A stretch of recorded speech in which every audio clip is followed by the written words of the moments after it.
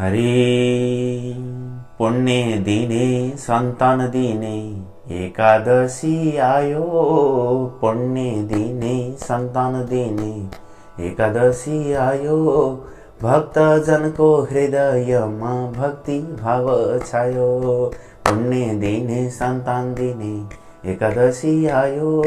भक्तजनको हृदयमा भक्ति भाव छायो। हरि भक्तजनको हृदयमा भक्ति भाव छायो। बोली श्रीमन्नारायण भगवान को जय। सांब सदा शिव भगवान को जय। पुत्रदा एकादशी को जय। हेर्नुस् त समादरणीय वन्दनीय भक्तवृन्दहरू, हामीले प्रत्येक एकादशीको महात्म्य कथा हजुरहरूलाई श्रवण गराउने परम सौभाग्य भगवान श्रीहरिको कृपाले र हजुरहरूको माया प्रेम सद्भावनाले सम्भव हुँदाहुँदै आज हामी तपाईलाई श्रावण शुक्ल पक्षको एकादशी महात्म्य कथा, जसलाई हामी पुत्रदा एकादशी महात्म्य भन्ने गर्दछौँ, हामीले प्रत्येक श्लोकको हजुरहरूलाई व्याख्या सहित सम्पूर्ण महात्म्य कथा हजुरहरू समक्ष प्रस्तुत गर्ने दिव्य प्रयासका साथ उपस्थित भएको छु म धर्मराज रियाल। आजको दिनमा देशमा बसेर कतिपय विदेशमा हुनुहुन्छ, हजुरहरूले व्रत उपासना पूर्वक परमात्माको यो दिव्य व्रत कथालाई अत्यन्त श्रद्धा साथ श्रवण गर्न गइराख्नु भएको छ। आजको दिनमा व्रत उपासना गरेर पूजा पाठ साथमा यो दिव्य महात्म्यलाई श्रवण गर्नु अत्यन्त श्रेष्ठ हो। तर विदेशमा भएर अप्ठ्यारोमा परेर विविध कारणले गर्दा अरू केही नसके पनि प्रभु आज हजुरको कथा मात्रै भए पनि सुन्छु भनेर परम श्रद्धाका साथ श्रवण गर्न लागि पर्नुभएका भक्तहरू साँच्चै नै तपाईहरू पनि धन्य हुनुहुन्छ। आजको दिनमा अरू केही सकिएन भने पनि परमात्माको यो दिव्य कथा श्रवण गरेर जति बेर बस्न सकिन्छ, शुद्ध आहारले रहे पनि क्षण मात्रले पनि जीवको उद्धार गर्न परम समर्थ एकादशीले हाम्रो अवश्य नै कल्याण गर्दछ भनेको छ। यदि हाम्रो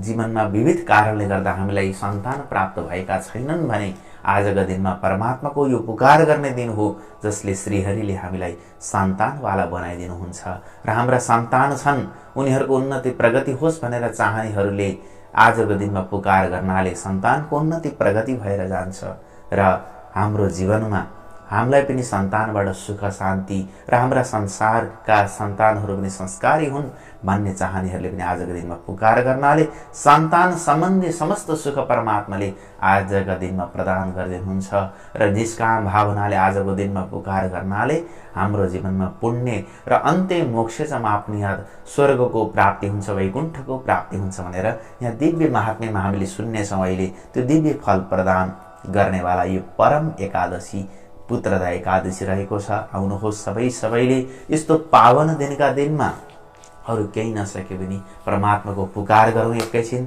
तत्पश्चात हामी दिव्य कथामा प्रवेश गर्नेछौँ।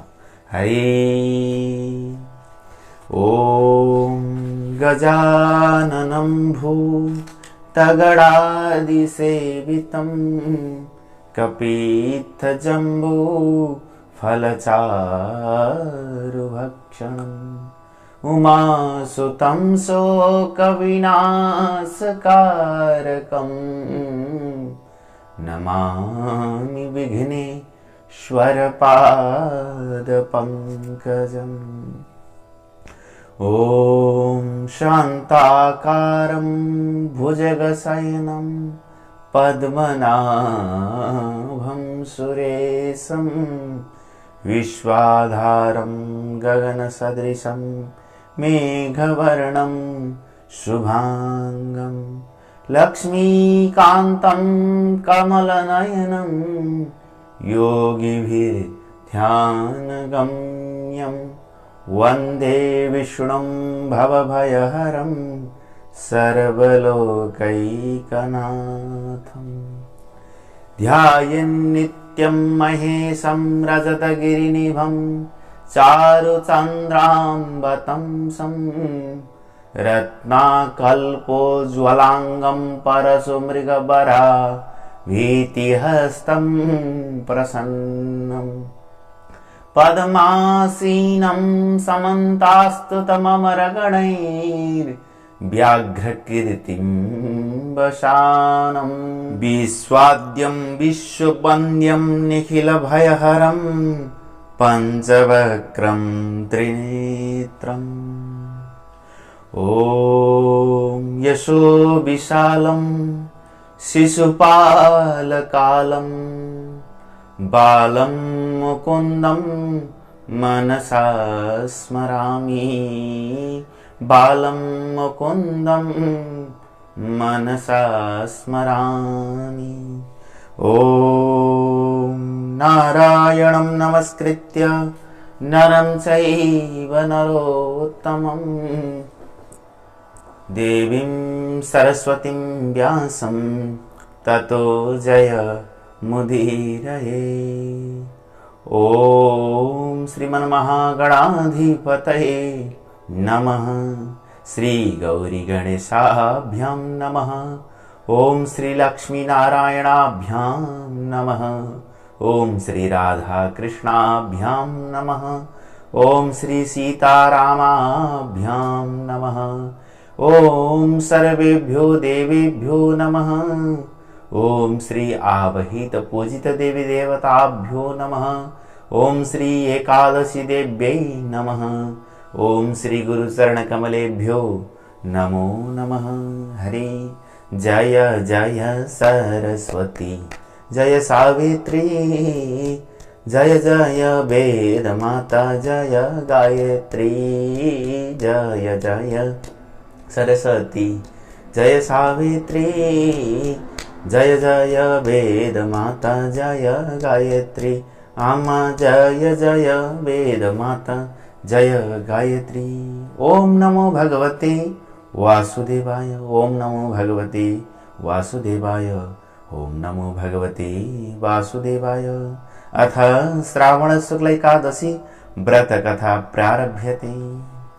उनै प्रभु परमात्मा भगवान श्रीहरिको महिमाले परिपूर्ण भएको यो पावन कथालाई नैमिषारण्य नाम गरेको पावन क्षेत्रमा उनै स्वतजी महाराजले सौनकादि 88,000 ऋषिमुनिहरूको बीचमा यो पावन कथा प्रसङ्गलाई बताउँदै आउँदा यही पावन प्रसङ्ग उनै प्रभु परमात्मा जो अकारण दयालु हुनुहुन्छ, समस्त जीवका मालिक हुनुहुन्छ, उनै भगवान श्रीकृष्णले धर्मराज युधिष्ठिरका समक्षमा बताउँदै आउँदा आज श्रावण शुक्ल एकादशीको व्रत कथा प्रारम्भ गर्नु भएको छ। अहिले महिनाले भदौ लागे तापनि तिथिले श्रावणै महिना भएका कारणले गर्दा हजुरहरू नझुक्किकन यो दिव्य कथालाई श्रवण गर्नुहोला। युधिष्ठिर उवाच श्रावणस्य शीते पक्षे किं नामैकादशी भवेत् कथयस्व प्रसादेन ममाग्रे मधुसूदन। धर्मराज युधिष्ठिरले प्रश्न गर्नुहुन्छ, हे मधुसूदन, श्रावण मास शुक्ल पक्षमा के नाम गरेकी एकादशी हुँदछिन्? प्रसन्न भएर हजुरले मलाई सुनाउनु हवस् परमात्मा। तब भगवान श्रीकृष्ण भन्नुहुन्छ, श्रीकृष्ण उवाच शृणुष्व वहितो राजन् कथां पापहरां परां यस्याः श्रवणमात्रेण वाजपेय फलं लभेत्। भगवान श्रीकृष्ण भन्नुहुन्छ, हे राजन, म पापहरूलाई हराउने कथालाई भन्दछु, तपाईं सावधान भएर सुन्नुहोस्। यसलाई श्रवण गर्नाले मात्र पनि यस्याः श्रवण मात्रेण वाजपेय यज्ञ गरेको फल प्राप्ति हुने गर्दछ। पहिले द्वापर युगमा आरम्भ भएको समयमा अभिजित नाम गरेका राजा महिष्मतिपुरीमा स्वयं राज्य गर्ने गर्नुहुन्थ्यो। हेर्नुहोस् है महाराज, म तपाईलाई पावन प्रसङ्ग श्रवण गराउन गइराखेको छु। तर ती राजासँग सारा श्री सम्पत्ति ऐश्वर्य आनन्द सबै कुरा थियो, धर्मज्ञ थिए, सबै कुराको परिपूर्णता भए तापनि यो मानव जीवन हो, केही न केही कुरा अभाव संसारमा हुने नै गर्दछ। हजुरहरूले जान्नु भएकै कुरा, चन्द्रमा त्यति सुन्दर छ, त्यसमा दाग रहेको छ। हेर्नुहोस् त, हरेकको जीवनमा हेर्ने हो भने कुनै न कुनै कुराको हामीलाई कमी भएकै हुन्छ। त्यस्तै गरी राजालाई पनि यहाँ एक प्रकारको कमी थियो। पुत्रहीनस्य तस्यैव न तद्राज्यं सुखप्रदम् अपुत्रस्य सुखं नास्ति इहलोके परत्र च। राजालाई सदैव पुत्रहीन हुनाले राज्यलाई उनले सुखदायक भएको थिएन। उनले आफ्नो राज्य ऐश्वर्य भोगलाई पनि सुखदायक मानेका थिएनन्। किनकि राजाको मनमा लाग्ने गर्दथ्यो सन्तान नभएकालाई, पुत्र नभएकालाई त यो लोकमा पनि सुख छैन, परलोकमा पनि सुख छैन भन्ने त्यस किसिमको राजाको मनमा लाग्ने गर्दथ्यो। यतो तस्य सुतौ प्राप्तौ कालो बहुतरो गतः न प्राप्त सुतो राज्ञ सर्वसौख्य प्रदो नृणाम्। पुत्र प्राप्तिका निमित्त राजाले अनेक प्रकारका यज्ञ आदि गरे, अनेक प्रकारका प्रयत्न गरे, राजवैद्यलाई बोलाएर उपचार गराए, तर पनि अतिशय प्रयत्न गर्दा पनि यतो तस्य सुतो प्राप्त कालो बहुतरागत, राजालाई कुनै प्रकारले सन्तान प्राप्त हुन सकेन। धेरै समय व्यतीत भयो, परन्तु शुभहरूले दिने पुत्र राजालाई प्राप्त नभएका कारणले गर्दा राजा दिनदिनै चिन्तित हुन थाले। दृष्ट्वात्मानं प्रवयसं राजा चिन्तपरो भवत् सदोगतः प्रजा मध्ये इदं वचनम् अब्रवीत्। र आफ्नो अवस्था धेरै बिग्रिएको देखेर राजा चिन्तामा मग्न भएर एक दिन सम्पूर्ण प्रजाहरू साथमा बोलाएर, आफ्ना जनतालाई बोलाएर एउटा दिव्य सभा गरे र उनीहरूका बीचमा राजाले ती प्रजाहरूसँग सोध्नुभयो, हे प्रजागण, मैले यस जन्ममा त कुनै प्रकारको पाप गरेको छैन र अन्यायबाट उपार्जन गरेको धन पनि मेरा कोषमा छैन, राज्य कोषमा छैन। मैले देवता र ब्राह्मणहरूको धन पनि कहिल्यै ग्रहण गरेको छैन, तथा मैले धेरै पाप फल दिने कसैले राख्न दिएको धन पनि हजम गरेको छैन। हेर्नुस् त, यहाँ हामीले यो कथाबाट के बुझ्दैछौँ भने हामीले यदि जान अनजानमा पनि पाप गरेका छौँ भने त्यसको फलले, त्यसका प्रभावले हाम्रो जीवनमा अनेक किसिमका कष्ट आउने गर्छन्। र हामीले अन्यायपूर्वक आर्जन गरेका धन छन् भने त्यसले पनि हाम्रो जीवनमा कष्ट आउने गर्दछन्। इह जन्मनि भो लोका न मया पातकं कृतं अन्यायोपार्जितं वित्तं क्षिप्तं कोशे मया नहि।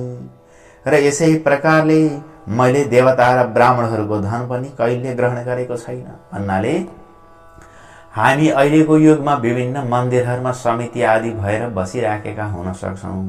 देवताको धनको हामी चालचलनको अवस्थामा हुन सक्छौँ। त्यति बेला हामीले देवस्व यदि ग्रहण गरेका छौँ, देवस्व हामीले हनन गरेका छौँ भने पनि हामीलाई पापको भागी हुनु पर्दछ।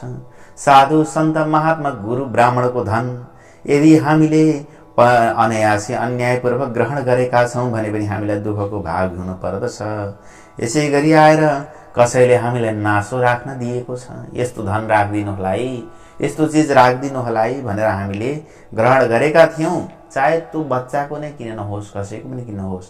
हामीले यदि अन्यायपूर्वक त्यसको धनलाई हरण गरेका छौँ, त्यसको वस्तुलाई हजम गरेका छौँ अर्थात् पचाएका छौँ भने यसले पनि हाम्रो जीवनमा राम्रो गर्दैन। राजत्व भन्न हुनुहुन्छ, धर्मले पृथ्वी विजय गरेर पुत्र समान प्रजाको पालन गरेको छु। मैले आफ्नो कर्तव्य पनि पालन गरेको छु। सुतवत पालिता लोको धर्मेण विजिता, मै धर्मपूर्वक मैले शासन सत्ता लिएको हुँ।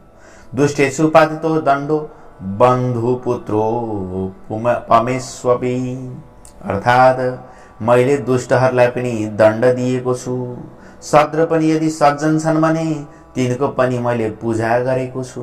शत्रु भन्नेमा जति राम्रो गरे पनि नराम्रो भन्ने मेरो त्यस्तो बानी छैन। शत्रुमा पनि राम्रोपना छ भने मैले उसको सम्मान गरेको छु।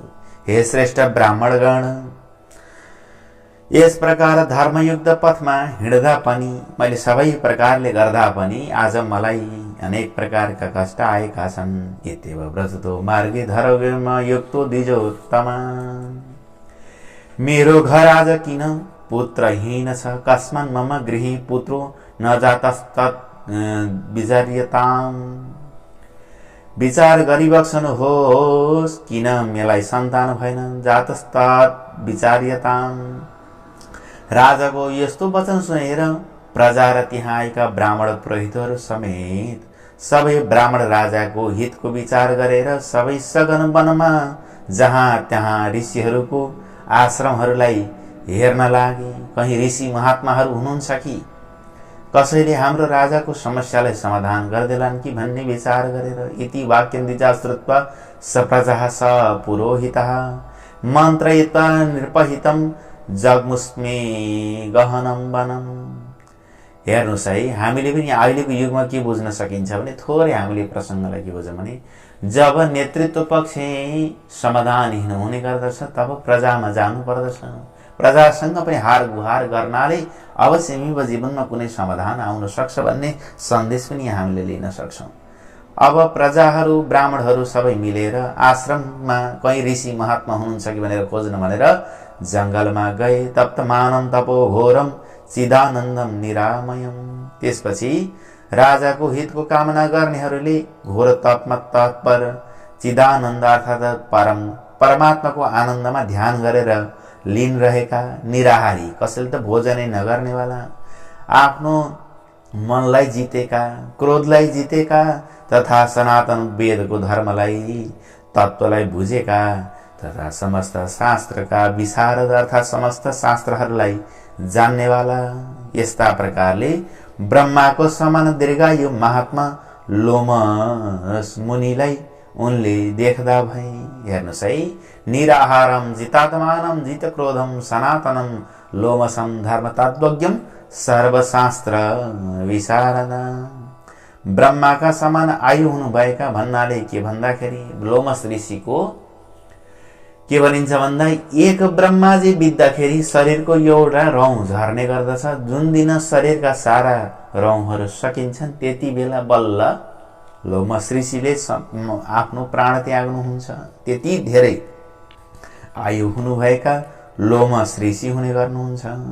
हेर्नुहोस् है, एक कल्प व्यतीत हुँदाखेरि जसको एक रौँ उखेलिन्छ त्यस्ता महान ऋषि हुनुहुन्छ। दीर्घायुषम महात्मान मनेक ब्रह्म संहितं कल्पे गते यस्य मेकम लोम विश्रियते। हेर्नुहोस्, यस्तो महिमा छ। त्यसकारण त्रिकाललाई जान्ने मुनिको नाम लोमस भयो। उनलाई देखेर सबै खुसी भएर उनका निकटमा गएर प्रार्थना गरे। तं दृष्ट्वा हर्षिता सर्वे जहाँ जग्मुस्तस्य सन्। उनका सन्निधिमा गएर प्रार्थना पुकार गरेर सबैले यथोचित नमस्कार गरे। यथा न्यायम यथार्हं ते नमश्चक्रुर्यथोदितं विनयावनतः सर्वे उच्चैव परम परम। त्यस प्रकारले नमस्कार ढोग गरिसके पछाडि सत्कार गरिसके पछाडि हामीहरूले आफ्ना भाग्यवशले उत्तम मुनिलाई प्राप्त गर्यौं। तब यिनीहरूलाई आएको देखेर मुनिले भन्न थाल्नुभयो, तिमीहरू यहाँ के कारणले आएका हौ सो मलाई भन। मेरो दर्शन मात्रले प्रसन्न भएर तिमीहरू आफ्ना बाणीले किन यति स्तुति गरिरहेका छौ। म निसन्देहमा तिमीहरूको हित गर्नेछु। मेरो जन्म केवल परोपकारका निमित्त भएको हो, यसकारण तिमीहरूले सन्देह गर्नु पर्दैन।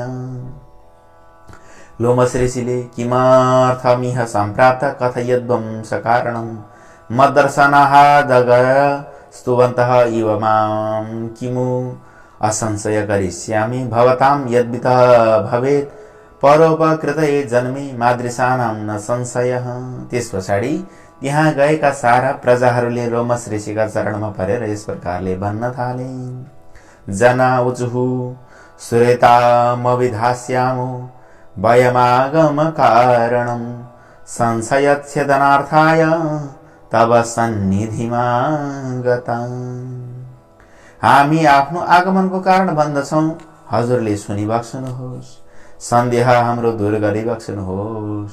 हामी हजुरका शरणमा परेका छौं।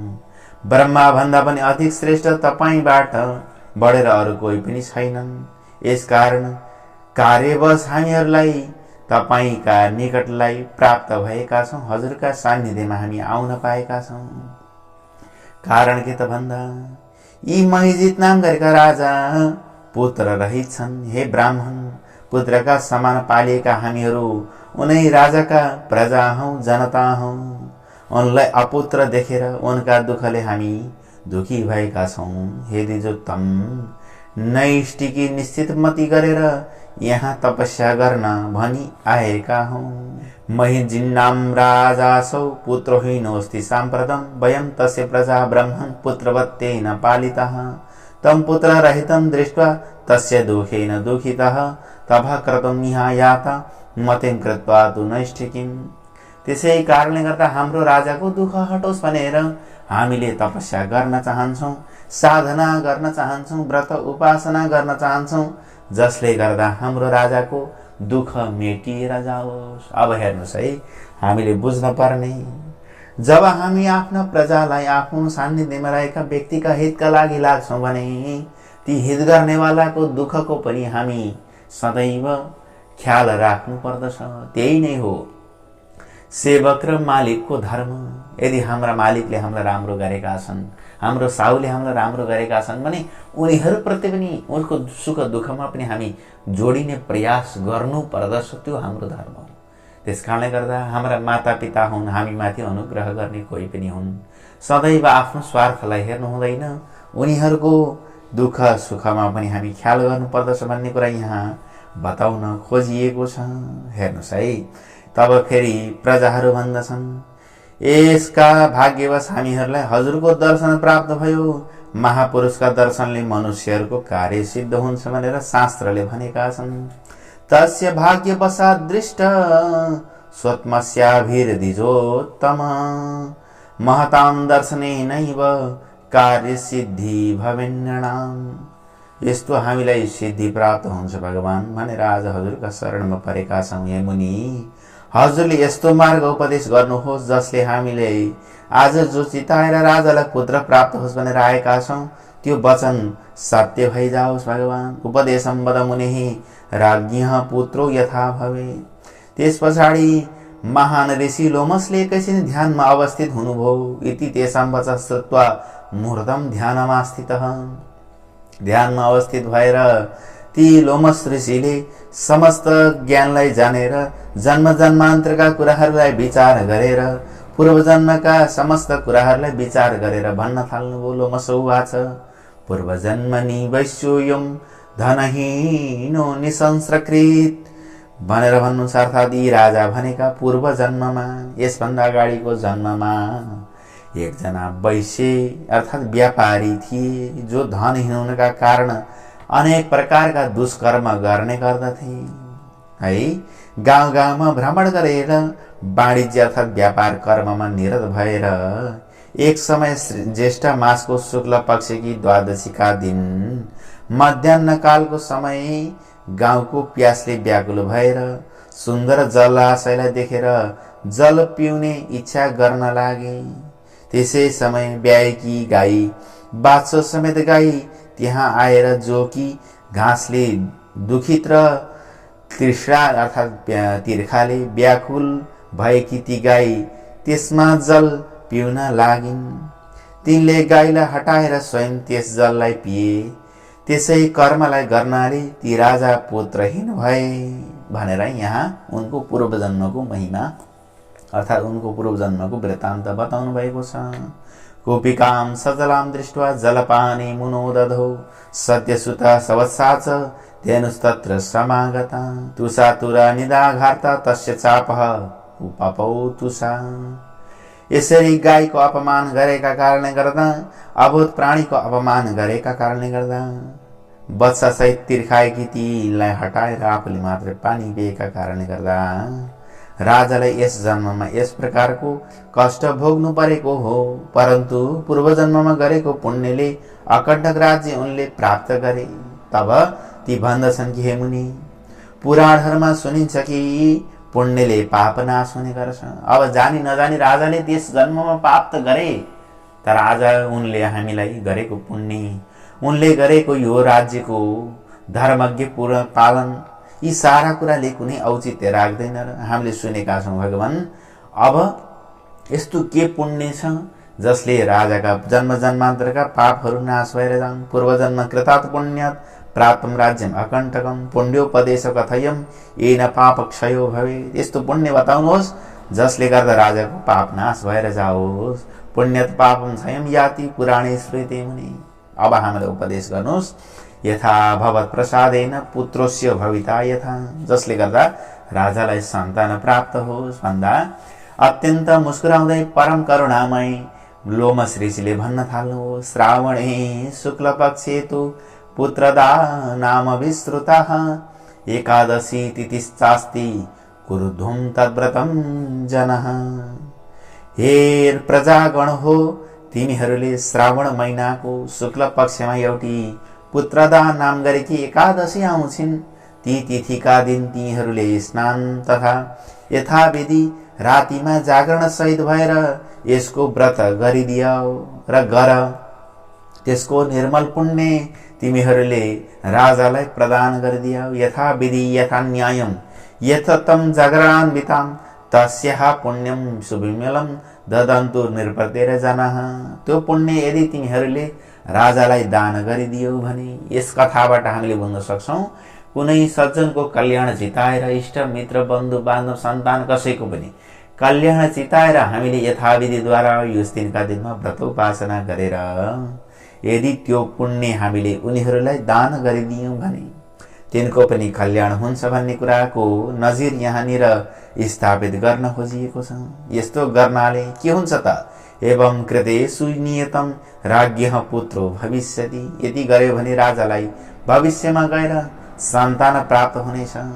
तल्लोमस वचस्तम प्राणम्यम द्विजोत्तमम्। समस्त ब्राह्मणहरूले समस्त प्रजाहरूले यो वचन सुनेर लोमस ऋषिलाई प्रणाम गर्दा भए र सबै ती अत्यन्त हर्षित भएर हर्षले प्रफुल्ल भएर प्रजग्मु स्वगृहान् सर्वे हर्षोफुल्ल विलोचनः। र हर्षका आँसु बगाउँदै सारा ती प्रजाहरू घर फर्किएर श्रावण महिनाको शुक्ल पक्षको एकादशी प्राप्त भयो। र लोमस ऋषिले भने अनुसार श्रावणतो समासाद्य स्मृत्वा लोमस भाषितम्। उनीहरूले श्रद्धा र विश्वासका साथ त्यो व्रतलाई गर्दा भई राज्ञः सकृतम चक्रुः सर्वे श्रद्धा समन्वितः। स्वयं राजाले पनि त्यो व्रतलाई गर्नु हो, स्वयं रानीले पनि त्यो व्रतलाई गर्नु हो।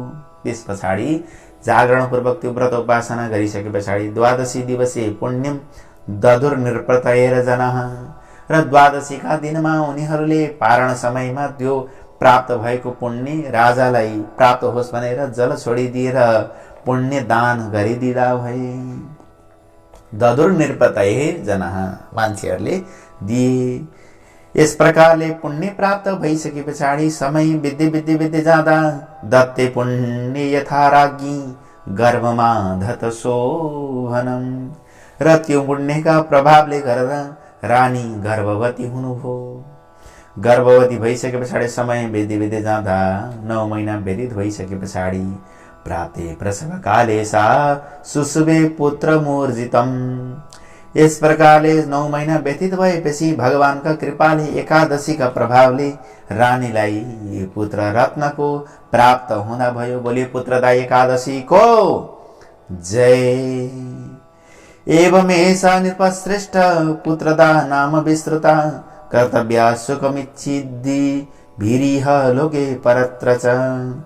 यस प्रकार यो एकादशीको पुत्रदा नाम रहन गएको हो र यस लोकमा र परलोकमा सुखको इच्छा गर्नेले यो व्रतलाई गर्नु पर्दछ। केवल सन्तान प्राप्तिका लागि मात्र नभएर लोके च परत्र च भनेको छ। अर्थात् यो लोकमा र परलोकमा स्वर्गको प्राप्ति होस्, भगवानको प्राप्ति होस् भन्नका लागि पनि यसको हामीले व्रत उपासना गर्नु पर्दछ। यस्तो महिमा छ। श्रुत्वा महात्म्यमे तस्याः सर्वपापहि प्रमुच्यते। यस दिनका दिनमा यो महात्म्य कथा श्रवण गर्नाले पनि हाम्रो जीवनमा, यो अहिलेको जीवनमा कुनै पनि प्रकारका दुःख कष्ट यदि हाम्रा जन्म जन्मान्तरका पापले भइराखेका थिए भने ती पापलाई नाश गरिदिने सामर्थ्य यस दिनका दिनमा श्रुत्वा महात्म्यमे तस्याः कथा श्रवण गर्नाले मात्र पनि हुने गर्दछ। पुत्र सुख प्राप्य परत्र स्वर्गतिर भवेत्। र यो संसारमा सन्तान भएकालाई पनि सन्तानबाट, पुत्रबाट, पुत्रीबाट, छोरीबाट, छोराबाट सुख प्राप्त हुन जानेछ। र अन्त्य स्वर्गे भनेको अर्थात् स्वर्गतिर भवेत्, हामीलाई अन्तिममा स्वर्ग समेतको प्राप्त हुन जानेछ भनेर भविष्योत्तर पुराणमा स्वयं युधिष्ठिर महाराजका समक्षमा भगवान श्री कृष्णले आज्ञा गर्नु भएको छ। इति भविष्योत्तर पुराणे श्रावण शुक्ल पुत्रदा एकादशी व्रत महात्म्यम सम्पूर्णं श्रीकृष्ण गोविन्द हरे मुरारे। हे नाथ नारायण वासुदेवं वासुदेवं भज वासुदेवं भज वासुदेवं भज ॐ वासुदेवं भज। कृष्णाय वासुदेवाय हरे परमात्मने प्रणतः क्लेशनाशाय गोविन्दाय नमो नमः। बोलिए श्री पुत्रदा एकादशी को जय, लक्ष्मी नारायण भगवान को जय, सांब सदा शिव भगवान को जय, समस्त देवी देवताहरूको जय, भक्त वृन्दहरूको जय, समस्त कथा सुन्ने श्रोता वृन्दहरूको जय, आजको आनन्दको जय, वैदिक सत्य सनातन हिन्दू धर्मको जय। ओम जय जय श्री राधे श्री हरे नमः। हर हर हर हर महादेव शम्भो। सबैका मनमा रहेका शुभ मनोकामनाहरू परिपूर्ण हुन्। हामीलाई छोरा छोरी जे भने पनि आजको युगमा सबै समान रहेका छन्। सबैले हाम्रो कल्याण गर्छन्।